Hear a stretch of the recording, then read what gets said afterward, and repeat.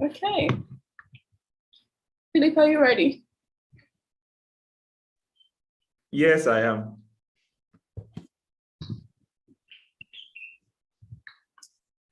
So let's just see if we can get Debo in.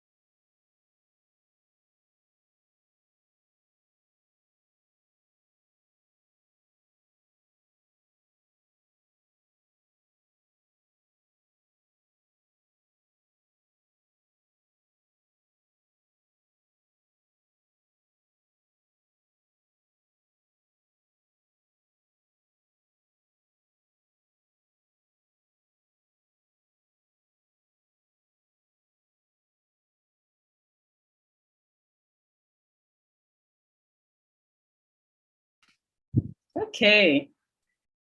Good day, everyone. I'm excited. We've come to the last edition for the year. Hi, Philip. It's good to see you. I'm waiting for Tolu and Debo. They will join us shortly. But Philip, how do you feel? Hi, good morning. Good afternoon. Anyone you say is fine. So how do you feel today? Good. Good. You said just good. That's all. Well, good can be very good. So just a quick hi, Tolu. Finally, you're here. So we're starting now. Yes. So today, guys, it's pretty much in your you can go any direction you like. But just a recap, we started this Q1 this year, and this will be our final edition for 2021. And we'll be doing pretty much latest recap of what Q3, Q4 looked like this year. We'll go back to some of the conversations we had earlier on in the year around FX crisis, which pretty much still is right in our face. We'll do a bit of inflation. We'll talk about climate change. And from there, slowly we'll move into how to position ourselves at an individual level for 2022. And we'll be giving up space for anyone interested in private investment strategy sessions to have with anyone on the Ecofinar team. So, Tolu, how are you feeling today? I'm fine, thank you. I have a family event, so you can naturally understand that maybe ecstatic. I'm happy. Yeah, so yeah, I'm good. Thank you very much. And you? How are you? I'm doing awesome. Okay, so I want us to start with a big one that Philip, you had a short video on it sometime, maybe October, September.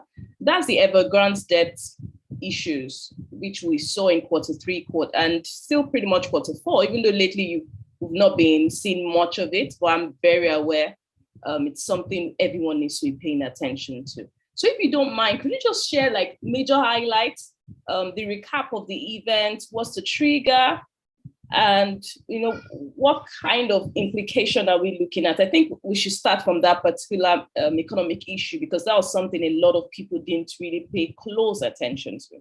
So do you want to start with that? Okay, thank you so much for me. So Evergrande, of course, looked very much like it was going to throw the entire global economy into the same crisis as Lehman Brothers did in 2008. But so far, despite the huge debt, I think they are still finding a way to keep it out of, they are still finding a way out at the moment. No one knows how long they are going to be able to sustain that. But they declared it themselves that they were facing unprecedented crisis in repaying some of their debts, both locally and also foreign debts. So an estimate of the debts amounts to around $305 billion. Now, even for a company in China, that's still about 2% of the Chinese economy in terms of GDP. So for someone to incur debts as high as 2% of the Chinese GDP, that must really be a huge debt. So of course, they had challenges, and they even had to renegotiate some of their debt repayment terms. But the genesis really is that they had a big goal, all this, I want to be very, very big. I want to, do the best I can in the world, dominate and all that. And they started more or less like a construction company. But they started getting into many unrelated businesses. So they got into tourism, got into football, got into health, got into everything you can think of. And then, this debt started to build. And the way it is, not only I think in the world, when you see that a company is big, sometimes the due diligence is not as high as when the small company comes along and says, I need to borrow from you. So what happened essentially is that many of the banks or financial institutions did not know the level of exposure Evergrande had. So they continued to lend to them, not knowing exactly how bad really the situation had become. But by the time, they declared that, they have issues, then everybody started running helter-skelter. Now, what is important is that, let me just give you a simple example. So when they got into football, for instance, they bought a club called Guangzhou Evergrande for probably around $185 million. And then, they are building a stadium, which they feel should be which will be one of the biggest, if not the biggest, in the world. They are building it for around $1.5 billion.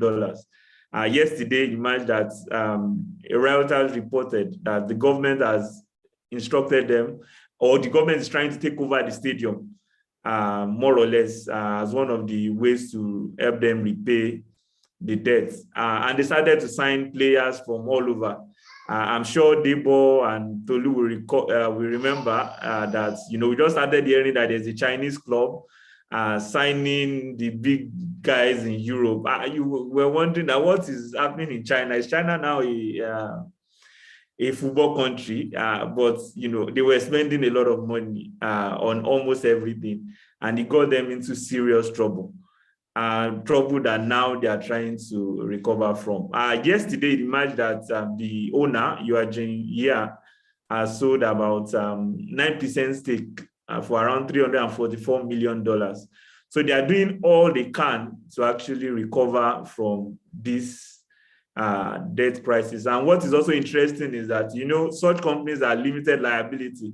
But I understand that China has instructed the owner to pay up with his own fortune instead of allowing the company to go down. So forget what is limited liability to China.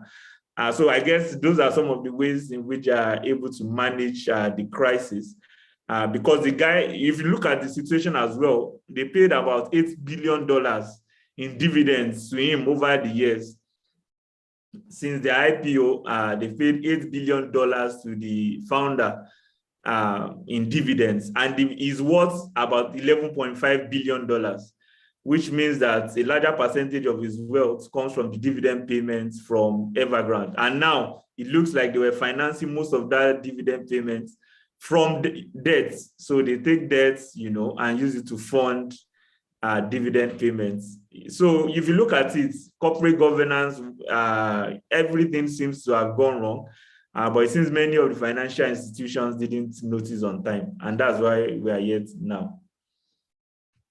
Okay, that sounds like an interesting one. Just hearing the fact that you take debt to pay dividends, that sounds like total violation of why and where you should be paying dividends at all. Debo, do you want to chime in?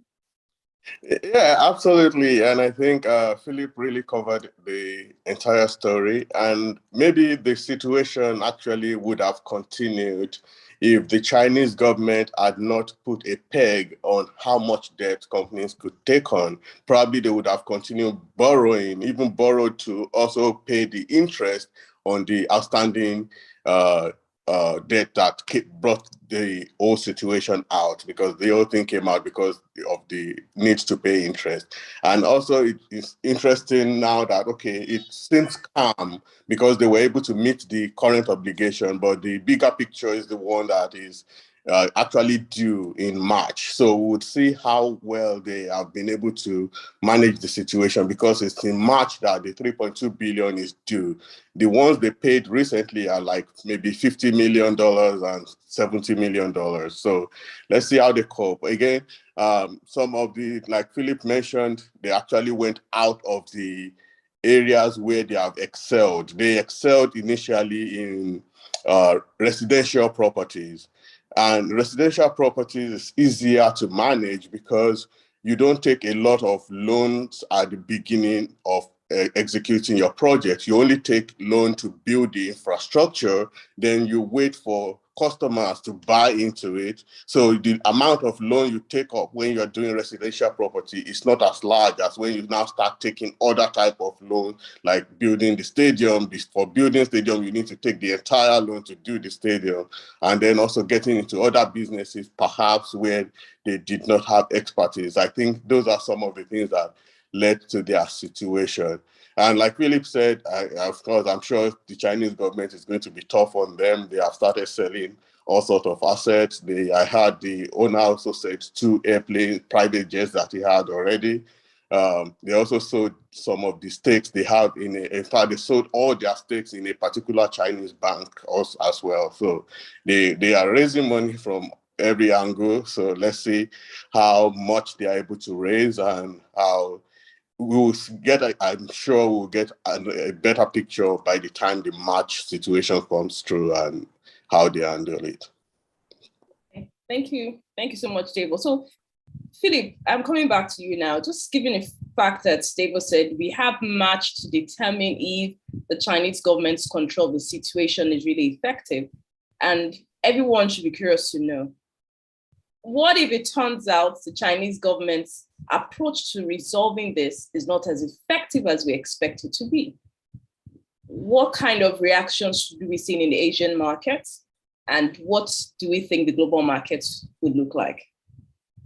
I think it's going to be, I think we don't want to even imagine what the consequences would be. given the size of the company. But let's just hope that they can at least manage it to a level where the effect on the global economy is not as bad as it probably should be. But I think the steps they are taking so far, like I said, it's supposed to be a limited liability company, but they're asking him to pay out of his own fortune as well. What people do is that, you file for bankruptcy, then you go away. Debo probably will tell us more about what they do in America and some of those places. So you file for bankruptcy and then but I don't think you can do that in China. And I think that's the only, that's probably what should give some comfort. Debo, did you want to say something? Yeah, you're right, Philip. Bankruptcy is one easy way people get out of this situation here where, okay, you create a problem and then you file for bankruptcy and then the problem becomes, of course, every other investor's problem.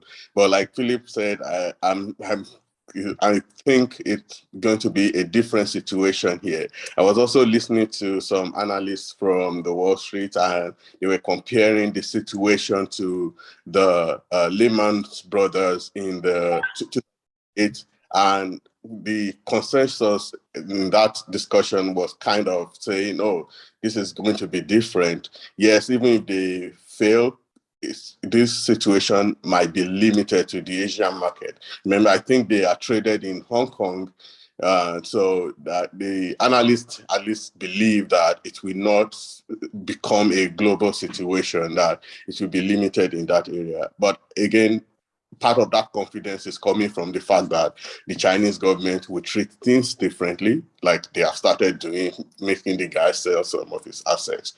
And then, of course, the only concern that analysts are having is in terms of, okay, how does this affect investors' confidence, but not necessarily creating a situation that is similar to what we had in 2008.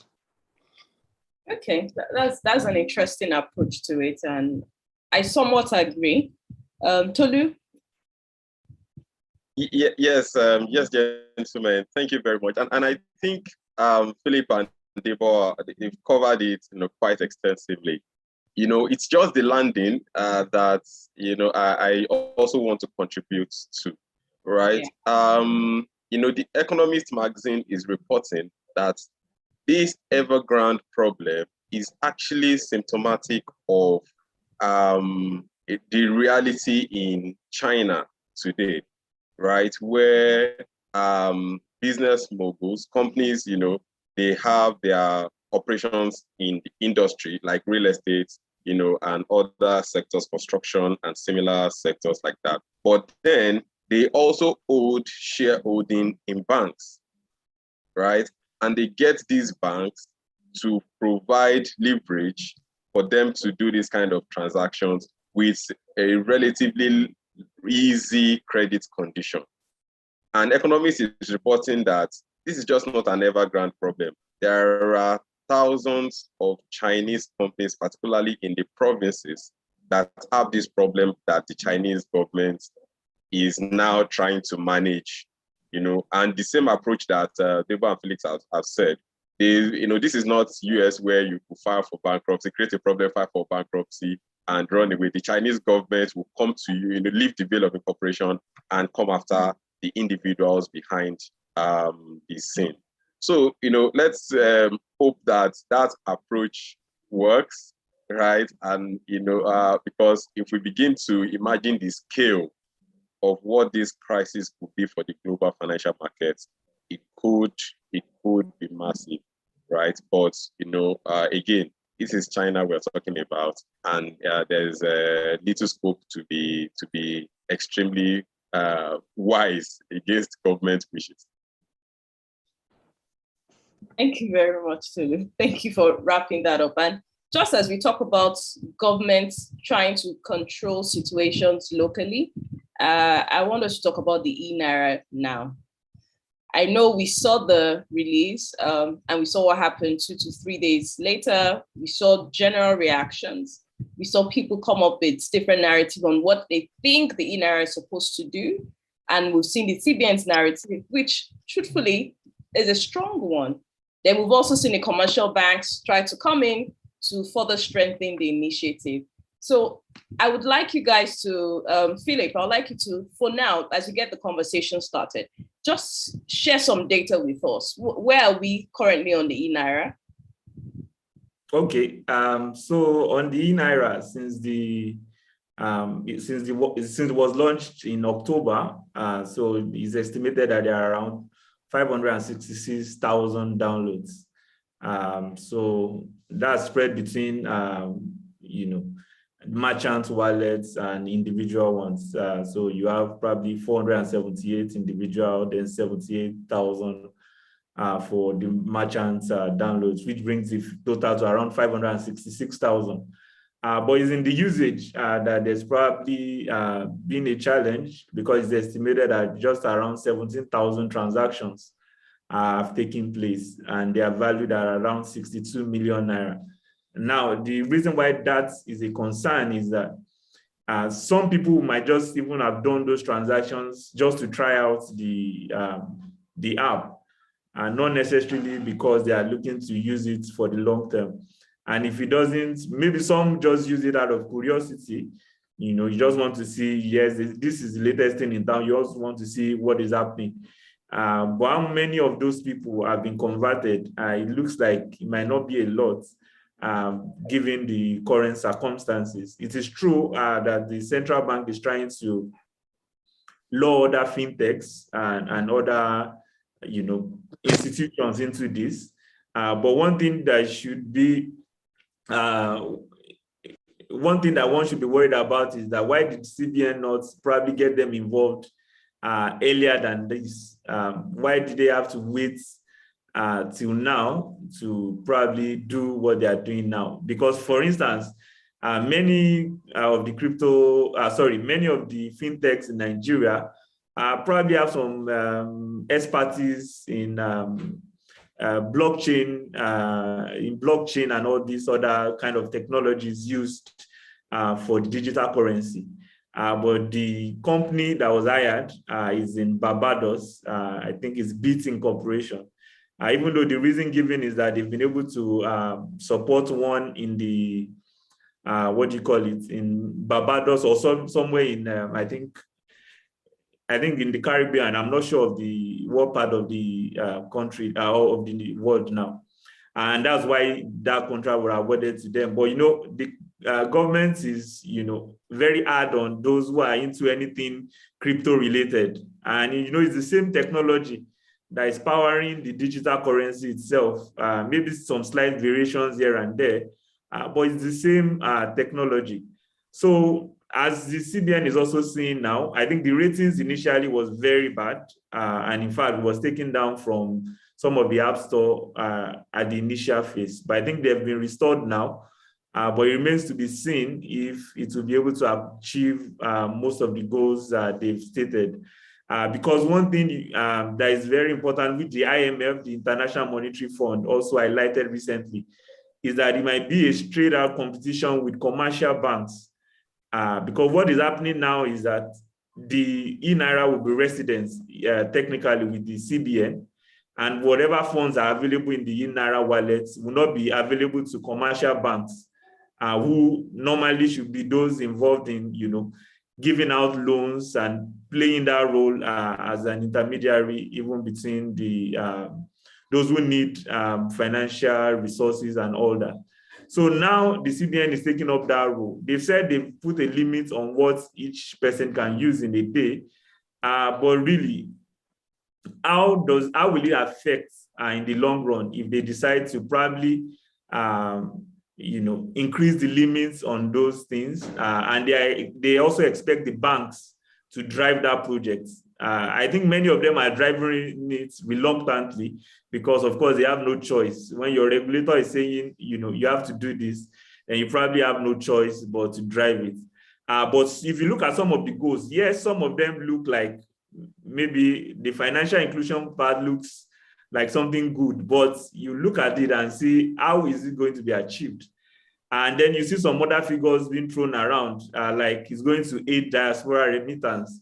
In fact, it was stated that maybe by 2020, there will be around $29 billion increase in diaspora remittance. And I'm wondering how that is going to happen. Maybe Debo knows because they are the ones dealing with, but I really don't know how it's going to bring in $29 billion. I really don't know, but maybe Debo can help us.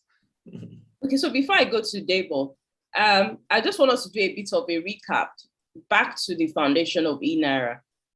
Why exactly, because you've talked about financial inclusion, why exactly was that initiative launched? What are these goals that it was set to achieve? Okay, I think it was, maybe let me say it's launched in direct competition to those who have a love for cryptocurrency.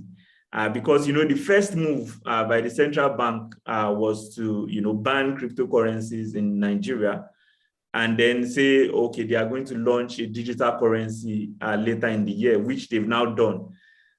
So essentially it's because they know that it seems that the young population in Nigeria, they seem to like the digital currency space. But what do they like about it? And I think that's what the central bank has to define.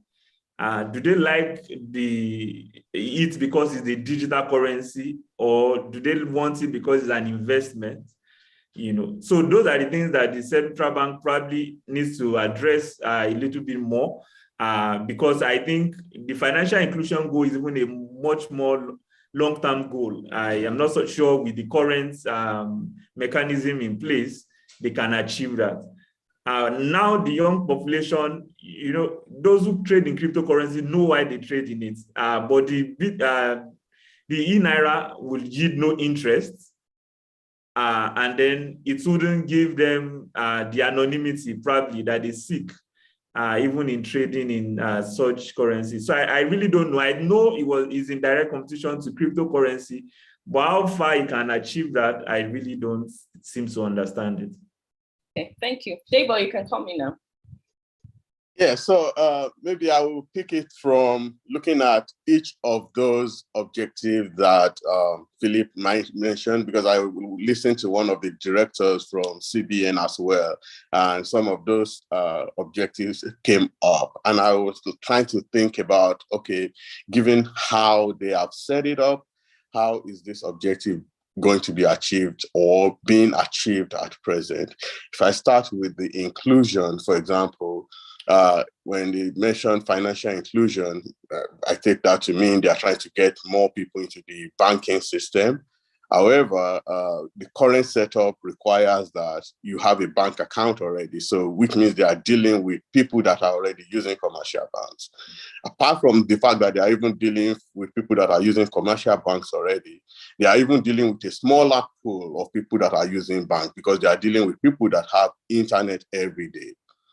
So if I try to look at that aspect of their objective, I would have thought maybe they could have gone with the current system where, yes, we have people that are using electronic banking already. Is there something the government can do to also improve the number of people that have internet?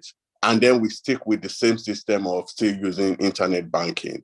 Because like my trying to look into that, I also looked at the countries that are actually leading in moving towards cashless society. And Sweden, China, and UK were the top three, or are the top three.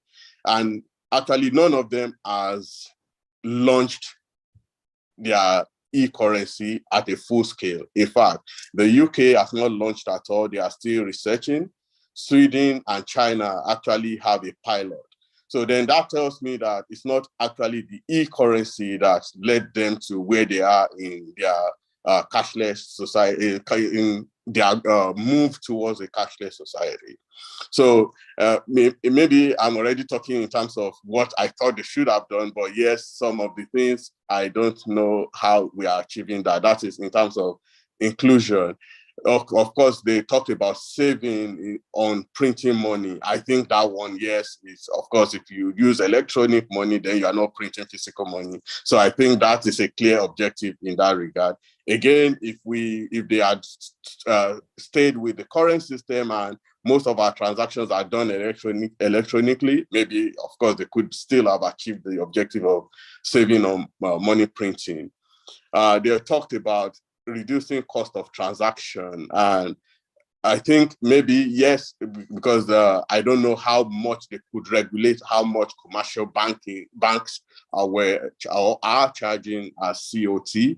So I think by them bringing out their own system and being in charge of the e-money, then they would be able to set cost of transaction. And I think they said they are going to do it free for the first 90 days. Then afterwards, I don't know how much the cost will compare to the current cost of doing it through commercial banks.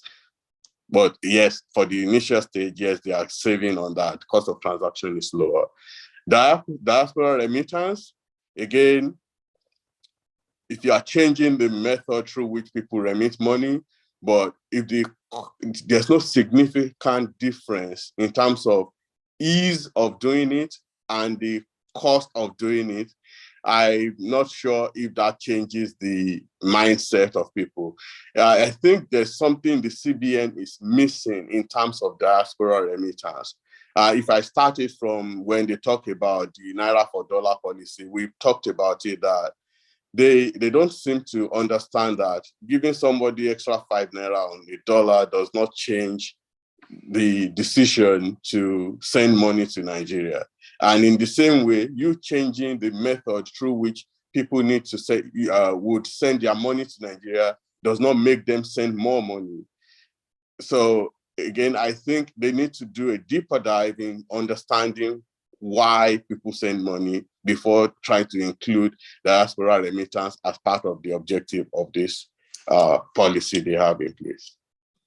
Okay, thank you very much, Debo. I see Tolu already shared the screen. So Tolu, can you just talk to these use cases? I've seen a lot of people push back on it, but let's talk to the use cases and the way forward into the future. Okay, yes, thank you very much for me. And Philip and Debo already did the heavy lifting, right? And that's the image I'm, as Debo was talking, he was literally going around these use cases. This document is from the central bank itself. It was extracted from the white paper for the E-Naira itself. So when the central bank is thinking about the E-Naira and the uses, these are the uses that they are thinking about. And Debo is very spot on, right? Around going through each one of these, one after the other. And if I go through it, facilitate diaspora remittances, reduce the costs and improve efficiency of cross-border transactions, right? Enable direct welfare disbursement to citizens, increase revenue and tax collection, reduce the cost of processing cash, and encourage financial inclusion and support a resilient payment ecosystem. So it's really everything that the current Naira does, right? But helping to do it in an easy fashion. And I think the ones that I want to really hammer on and to focus on is its help in enabling the disbursement of welfare directly to citizens, right? We spoke about this week, we saw this conversation around transport allowance if subsidy is removed, right? The E-Naira could be a useful tool for disbursing these 5,000 Naira, if theoretically it is approved, if it's a thing, eventually. This is a viable channel through which these social welfare type of thing can be distributed to citizens, right? The other thing is encourage financial inclusion. People who don't have access to bank accounts already, but they have a mobile phone. They can download this app, or I hear that there will be 4 phases of implementation, and at some point, USSD options will come up in the use of E-Naira, so that even if you don't have access to internet or to data or to a smartphone, as it were, if you use USSD, the text message feature, you could be able to access the E-Naira. So overall, it's a lofty goal, right? And it's an interesting thing to have. But like Debo said, it is a lot of dependencies, and if this is what, so for instance, the competition with the bank, with the current banking system, who already offer virtual banking and transaction banking seamlessly. If I go to my GT Bank or any bank mobile app now, I could literally transfer money to anybody in seconds. So why should I layer on top of that the E-Naira, and that wallet? So I think these use cases have been discussed extensively, and I'll just leave it. Recognize that this is in phases. The first phase is what they've implemented. The other 3 phases, we'll just wait and see, if that appeals to people, because the current phase 1, the pilot phase, I would join Philip in thinking that it's not been so successful. Okay, thank you so much for that, Tolu. So pretty much into the future, let's take a look at how all of this plays out. But definitely, it's a lofty initiative that when we consider all the various dependencies, then we can make it work. So I want us to move to sort of the final part of our discussion today. And it's a quick review of what 2022 looked like. So I want us to talk about the FX crisis, which we still have going on today. I want us to look at inflation in Nigeria with the famous inflation narrative for the US now, which feels strange for a number of people over there. And slowly we can talk about climate change and economic growth rates, which we recently saw. Then slowly move to how can individuals position themselves for 2022. If I have questions, I would drop them, I would raise them or flag it with you guys so any of you can respond to it. But Tolu, I want to start with you. Let's talk about the FX crisis a bit. Let's get into that part. Yes, thank you very much, Fumi. Everybody who lives in this country our FX crisis and issues are well documented. So there's no need going through the motions and saying, I don't even know what the exchange rate is now. I don't know if it is 570. I don't know if it is 413. I don't know if it is 420. It depends on which market you look at, right? There's so much market we're talking about it. That tells you effectively the scale of the problem, right? And if we take a look back at with every problem, you look at the cause and then you look at the solutions that's been proposed. Obviously, very simple. We demand FX more than we have supply. We demand foreign goods, we demand foreign services, we demand for energy, for instance, a critical one at that. We demand FX for energy. So for a significant chunk of our consumption, right, we demand foreign exchange for it. Unfortunately for us, we don't have a lot of supply for that. And so once there's challenge with our major source of supply, which is oil prices, when there's challenge out there with diaspora remittances, let's say there's with the COVID situation and the economic implication of that, people losing their jobs abroad and not being able to transfer money home, then the currency begins to feel the pressure. The Nigerian currency begins to feel the pressure. That's simply the cause of the problem.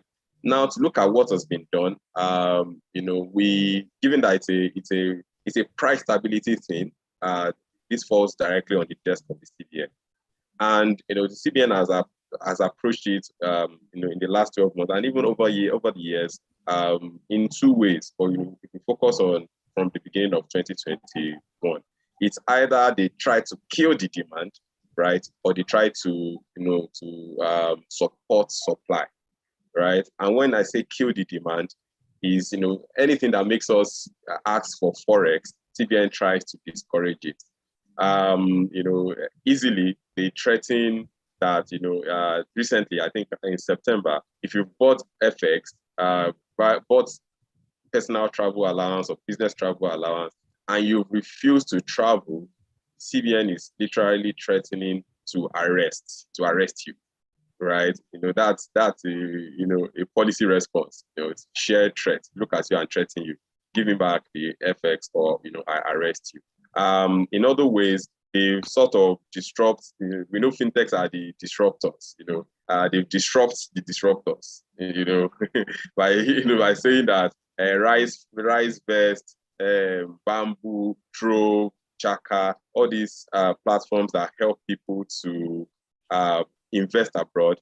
CBN has effectively called them, they enable illegal FX trade, right? And they've gone to court for this, and all of that. Restricted place, they no debit on their accounts, meaning that you can transfer money to them, but they can't transfer money elsewhere, right? And this went all the way to the court, right?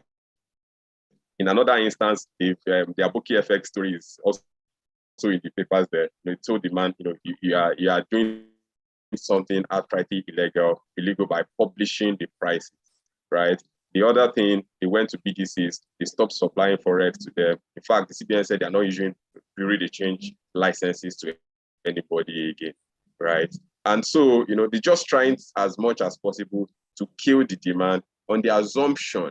I think underlying that assumption is the fact that some of these demands are not genuine, right? Which, some of us may beg to differ with, right? But on the supply side as well, the CBN is trying to respond.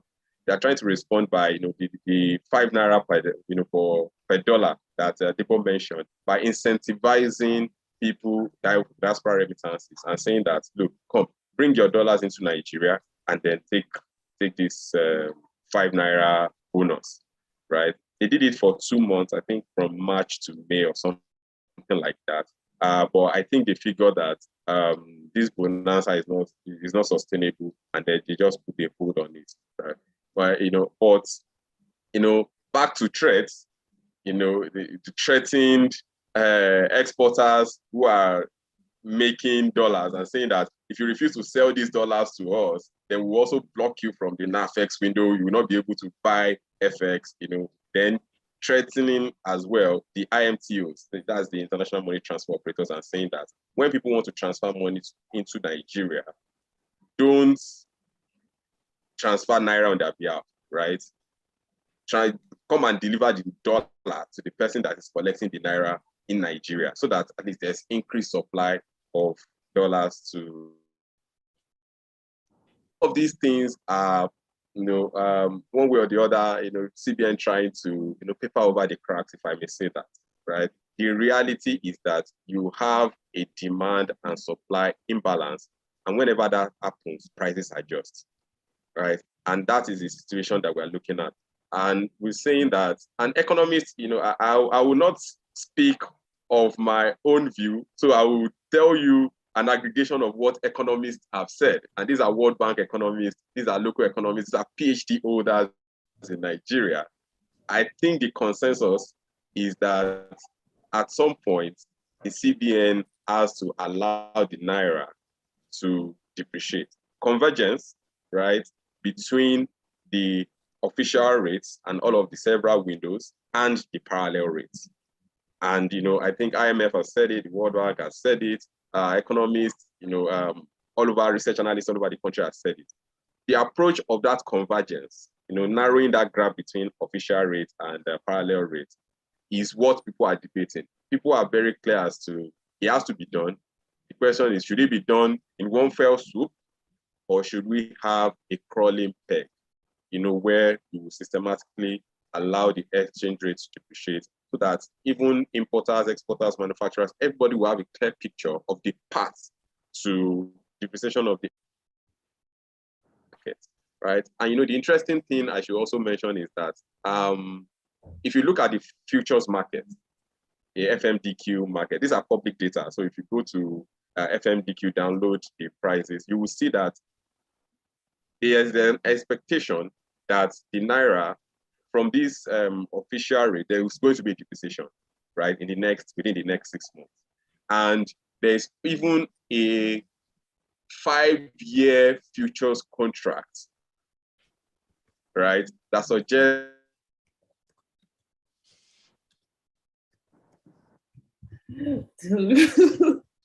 I was waiting to hear that part. Okay, Tolu, you're back.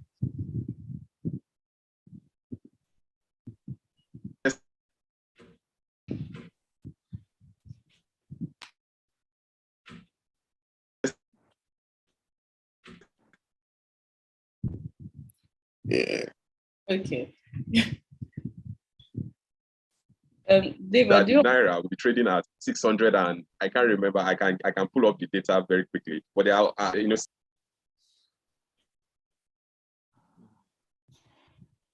Okay, Tolu, you're back. Sorry, gentlemen. Yes, I'm back. I'm sorry. So yes, I'll just wrap up very quickly. Yeah. Yeah. So I was saying that all the economic metrics for forecasting exchange rates, right? Purchasing power parity, real exchange rate models, differentials between interest rates, differentials between inflation, all suggest that the Naira is currently overvalued and a depreciation is inevitable, right? And so you would expect that in the next 5 years, at some point, you will have a convergence of interest rates, of exchange rates in the parallel and on.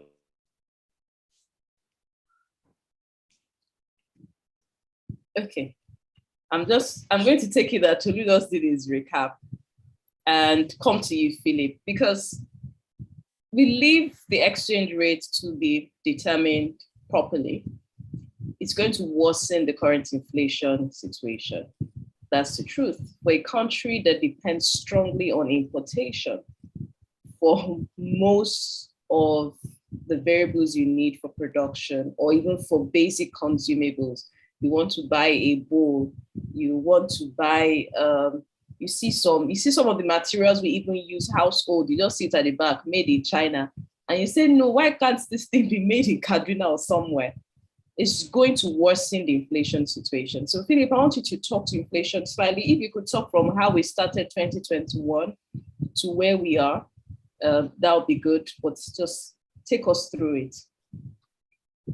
Okay, thanks a lot. Thanks, Tolu, for the very extensive and insightful discussion on that.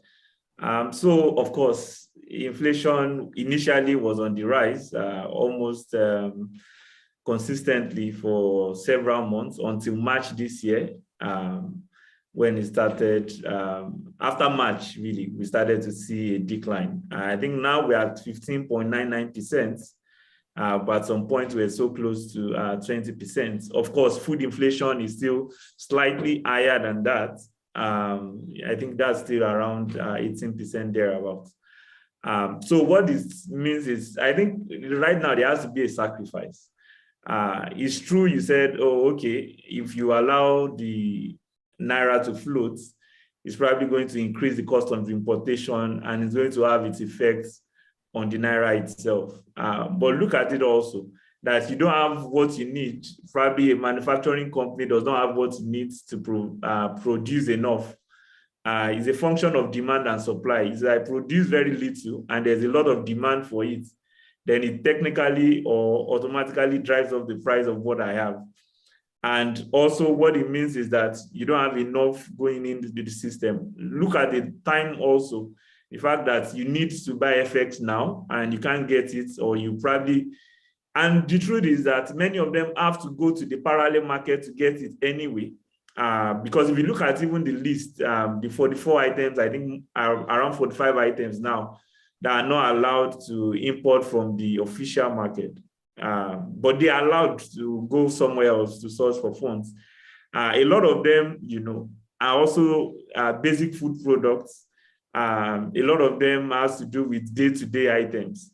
Unfortunately, Nigeria still doesn't produce enough of these things, which means that it still has to be imported.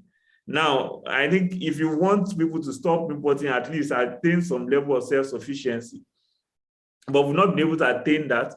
Not that we've banned them from sourcing for funds. We only said, do not go to the official market. So if you say don't go to the official market, but you can source it from elsewhere, it means that they will go to the parallel market and source the funds. So which means that even the market probably currently reflects the rate in the parallel market and not the official rate. So inflation might actually not worsen if it is allowed to float, because it means that there will be a convergence. And if there will be a convergence, it means that the parallel market rates would actually come down. And then the official market rate will also move up a little, and then there will be a convergence. Now, as long as there is an opportunity for arbitrage, there's been, maybe this year, there's been as high as 130 Naira difference between the parallel market and the official market. Then there's no way the dollar will not find its way from the official market to the parallel market. And there are several ways. Let me give you an example. Some of these companies abroad, is it not by invoice? They can issue you an invoice even when they know you are not looking to import. And then you move the money abroad and they move it back. I'm just saying, a simple example. So it's making it so easy, for those who are fraudulent or those who have such tendencies to circumvent the system. So as long as somebody is able to get dollar, let's say, for instance, at 415 Naira in the official market, and is able to sell at 560 Naira or more in the parallel market, then there's already another business opportunity. And who would not take advantage of that? So there are several things to this. So allowing the Naira to float would help a lot of things. First, it means that everybody can now get the dollar at probably around the same rate, which means that inflation might actually not be impacted negatively, because many of these companies actually get what they offer in the parallel market anyway. So it might actually force the prices down a bit more. And then if it becomes more available and people are able to access it, because now what foreign investors are saying is that the current official rate does not reflect market realities. And in truth, the CBN has also adjusted that. There are news that they currently sell to foreign investors at around 460 Naira to the dollar, no longer at that official rate of 415 Naira. So what they are saying in essence is that we know that what they are saying is valid, that the current market rate does not reflect the actual rate. And that's why the CBN will move to sell to foreign investors at that, to attract that foreign investment. So what that tells me is that if they allow the Naira to float, then maybe there will be more foreign direct investments. There will be more investment in the stock market and all the other sectors of the economy, which means that we can achieve more doing that than waiting and holding the Naira down. We are not getting foreign investors, and then we're chasing people like Aboki FS who publish only rates and say that they are the ones causing Nigeria's trouble. Aboki FS has been out of the scene for some time now. So what has the impact been? Has there been any change? We can't see it. I don't know. Maybe Tolu has seen it. Maybe Debo has seen it. I can't see it yet. So those are the issues. And I think allowing it to float just solves many of them. Okay, thank you. Thank you so much for that, Philip. So now I want you, Debo, to talk to us, just following in the line of inflation and coming to the US. It's a bit of a different narrative over there.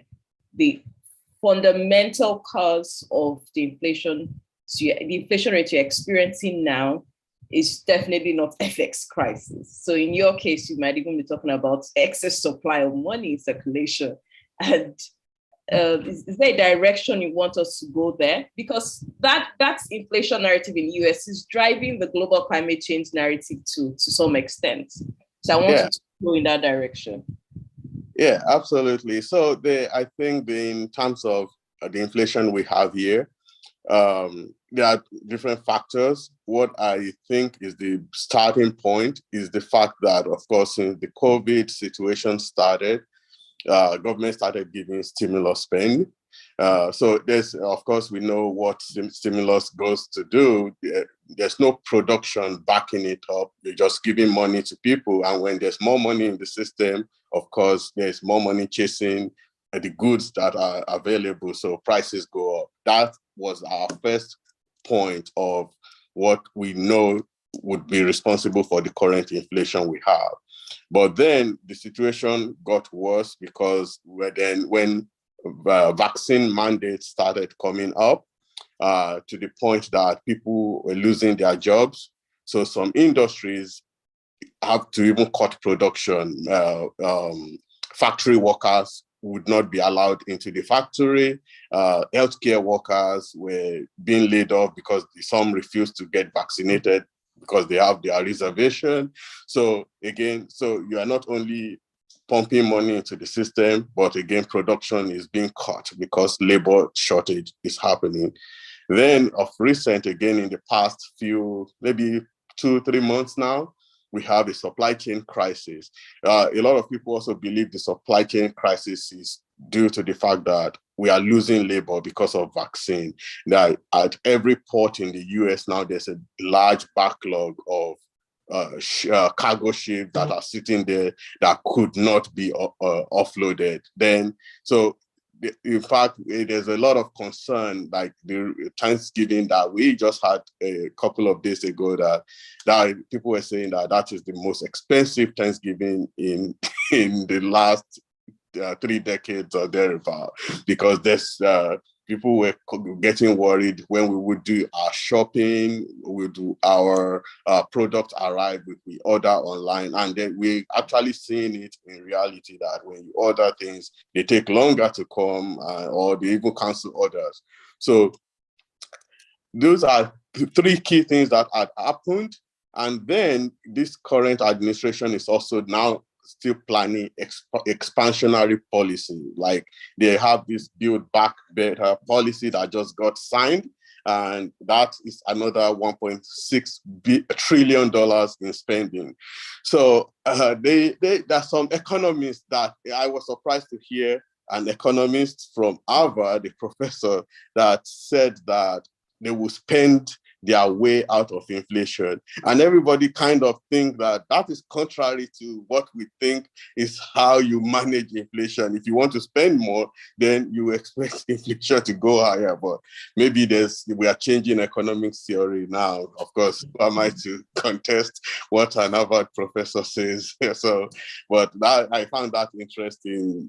But again, another thing we are realizing these days is that politics seem to be getting in the way of people's thinking in terms of how they think about policy, and how we are also seeing it even in the healthcare too as well, where some of the policies they are making around the vaccine, a lot of people believe they are bringing their politics in the way of the science. So then you mentioned also climate change, because that's another area. This current administration seems to be bent on controlling oil and gas, coal, and every other fossil fuel. So, and that's one of the main aim of their Build Back Better policy, where they are saying, okay, yes, we went into global crisis, we want to build back, but in building back, we want to kill oil and gas as much as we could, and then build with cleaner energy. So there was this conference they recently concluded in Glasgow about 2 weeks ago, a COP26, and it was a kind of reaffirming their commitment to climate change. And I was surprised to hear that Nigeria actually is a party to that agreement. So Nigeria also signed it. And then if you realize there's also now coming into the picture again of subsidy removal in Nigeria, because that was part of the agreement. So when you start seeing Nigeria talking about subsidy removal now and how the price of petrol will go up, yes, you are getting the outcome of what they signed to in that agreement. So now the US is going all out as well. Biden has started blocking pipelines. So oil and gas pipeline supply to the US is being blocked, and we are seeing that at the pump heavily. In some states now, a gallon of petrol is over $5 compared to about $3 of a year ago. So the factors are clear here, but again, you will also see a little bit of the impact. I don't know how well, Nigeria will be committed to it, but yes, I am already seeing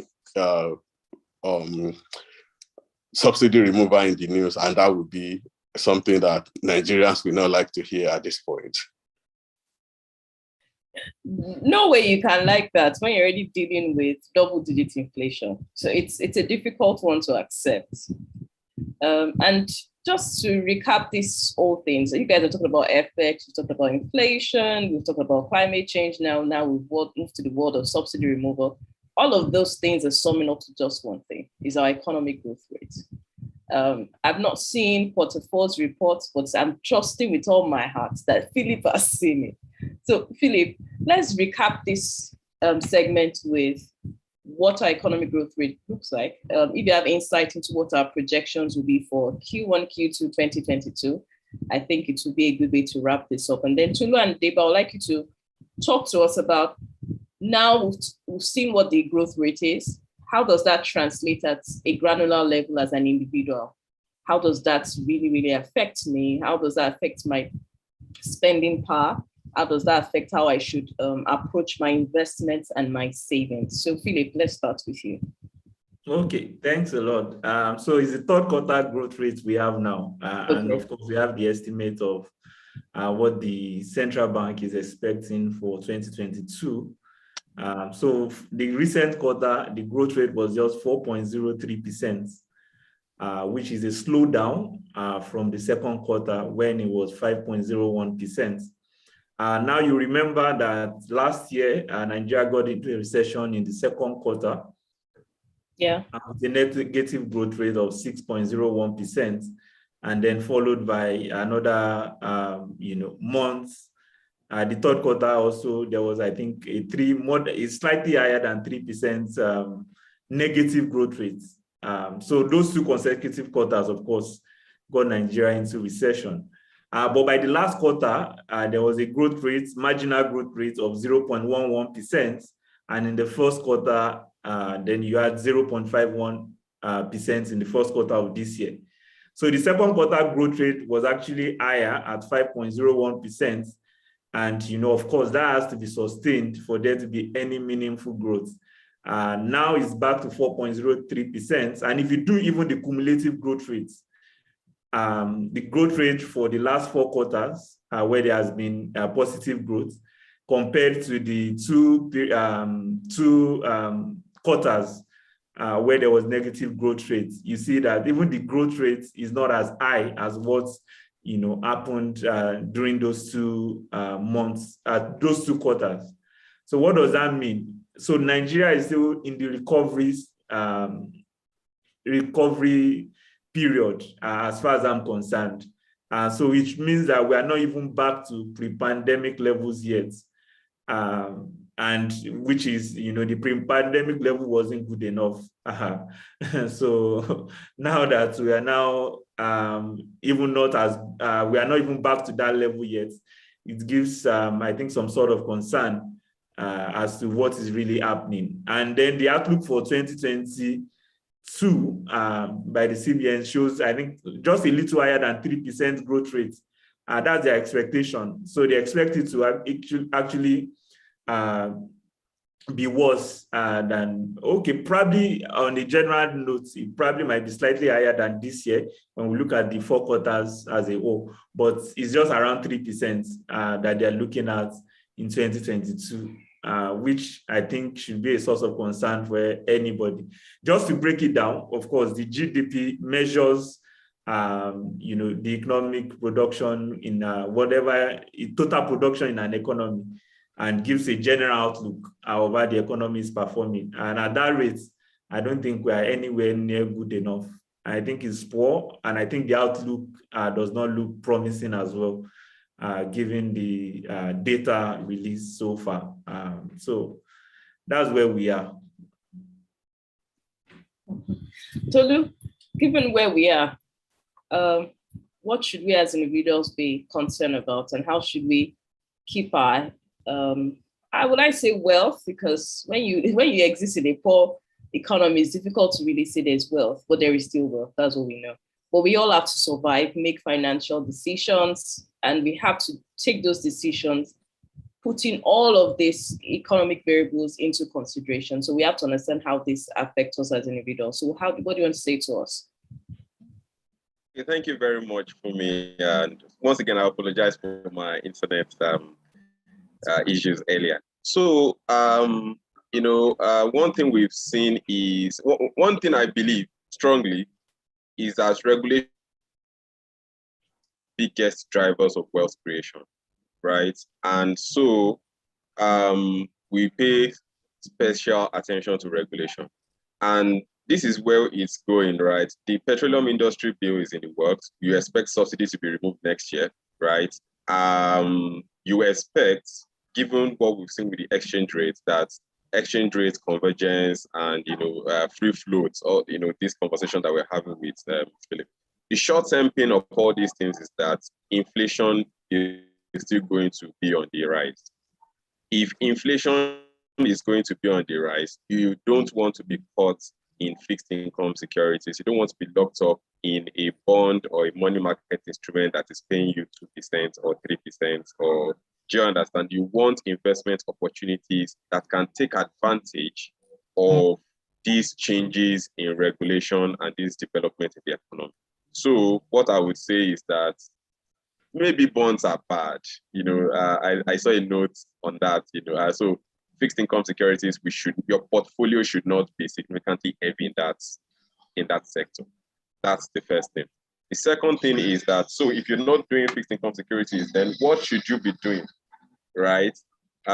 You should be doing, just 1 second. I think my brother left his phone here and he's distracting me. It's fine. Let's give you a moment. Debo. Yes. Okay. Maybe continue. Okay, sorry. I can't find the phone, but let me carry on. Okay, so therefore, what should you do, right? I think people should take more risks, equity and assets that are similar. And if I say equities, then what sector should you play in, right? I think the regulatory environment will create so much opportunities for companies to grow, for manufacturers to produce more, and I think that banks are at the center of financial services firm will be at the center of powering that growth, right? So if you find companies in the financial services industry that are well positioned, I think you should take a closer look at them. If you find companies that operate, given the regulations, there's a lot of pressure with this climate change thing, oil prices, you don't know how high it will stay, right? But I think gas is a sector that I think we should look at. The Petroleum Industry Act provides a lot of incentive for the monetization of gas.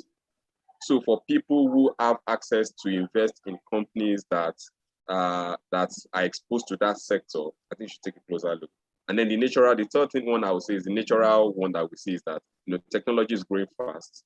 I think that sector is attractive.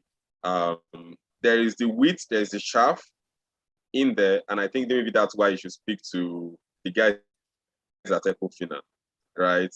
Not all opportunities are not created equal, right? So you should be careful with the type of opportunities that you take advantage of. And I think the guys at Ecofinar are very good at helping you to identify those and sorting out the risks and making your optimal investment decision.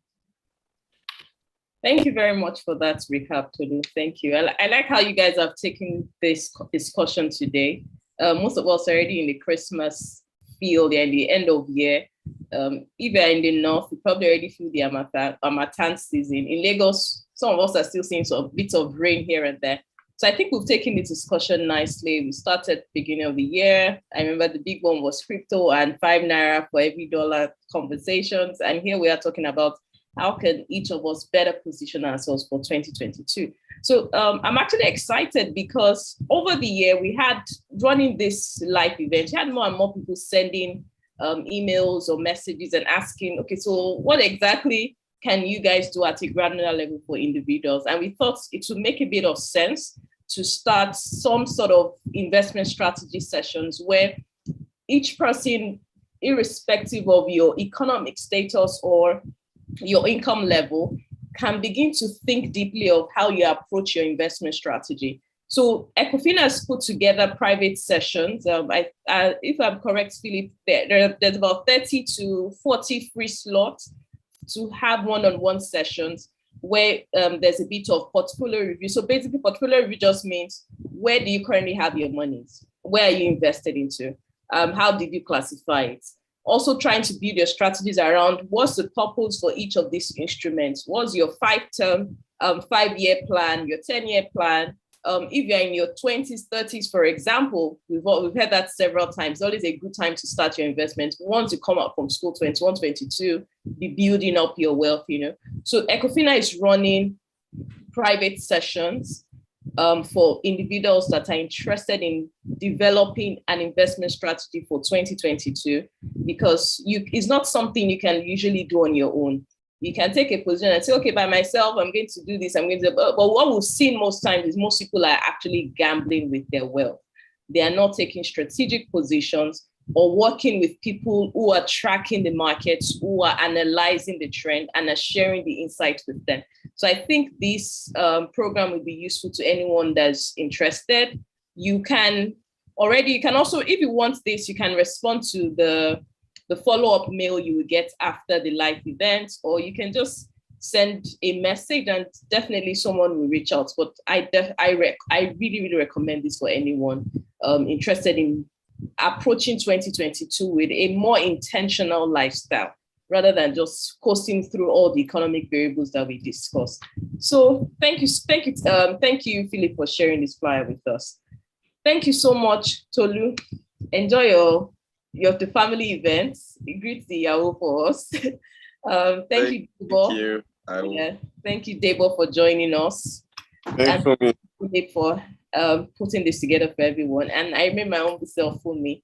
Thank you so much, Jerry, Busayo, everyone that shared their comments. We appreciate you guys a lot. And for those watching on YouTube, thank you. Thank you, Kemi. Thank you, Tolu. Thank you, Tuje. Thank you, Aiden. It's been a fantastic 2021, and we encourage everyone to approach 2022 with a dose of faith and a dose of common sense, which is just think deeply, approach your investments intentionally, don't gamble away your wealth. It already takes a lot to even earn a living in a difficult market like ours. So I wish everyone a beautiful weekend, okay? We'll see you guys around and see you next year. Bye. Bye.